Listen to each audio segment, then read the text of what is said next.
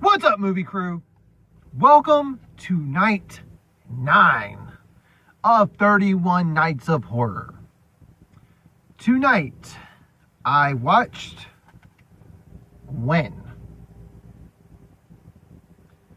Alright, so Gwen is a story from the oldest daughter's perspective. And in this movie, things seem to be taking a turn for the worse in Gwen's life. Her dad is left. They don't know when he's coming back. Her mom has a mysterious illness. And not only does her mom have this mysterious illness, but it is believed her neighbors had the same mysterious illness that resulted in not only the entire family dying, but the people that run the village where they live went in and burned down the house because of how bad this illness was. During this time, Gwen is having these visions of what's going on regarding her mom. And she feels like that it's not necessarily an illness, but it might be something otherworldly. It even hints throughout the movie that it might even be a possession.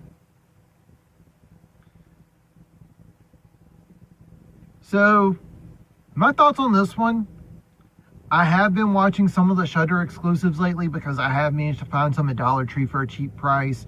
I managed to pick some up at my local Best Buy and Walmart for reasonable prices. And I did have a free trial of Shudder not too long ago. Shudder have been doing their thing on some of these movies. Alright, there's no doubt about it. For me, this movie is not bad.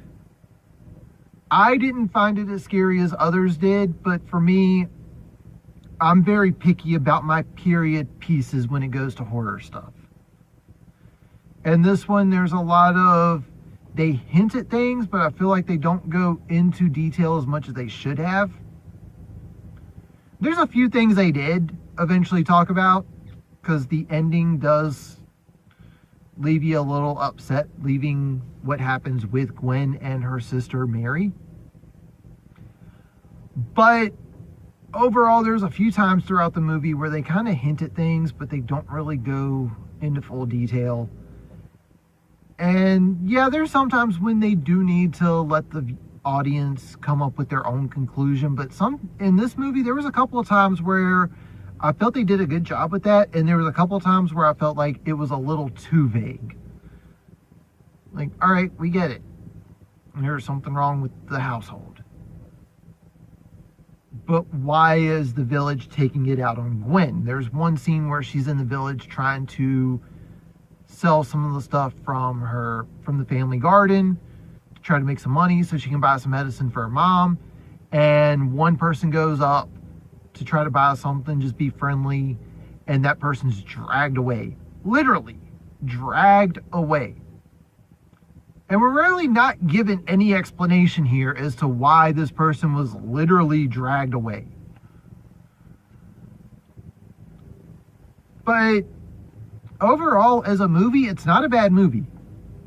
But for me personally, like I said before, I'm very, very picky about my period piece horror stuff. If you're going to do something that takes place in the 1700s and 1800s, you got to be able to scare the crap out of me, all right? If not, I'm just going to look at it as some random period piece. And for me, this movie didn't have enough of the horror elements for me to feel like I was scared. Now, don't get me wrong, as a movie, it's pretty good. It was definitely worth watching. But to anyone that is wondering, Gwen is available on Shudder. And if you were lucky, you might be able to find this at your local Dollar Tree for $1. But that's going to do it for this one.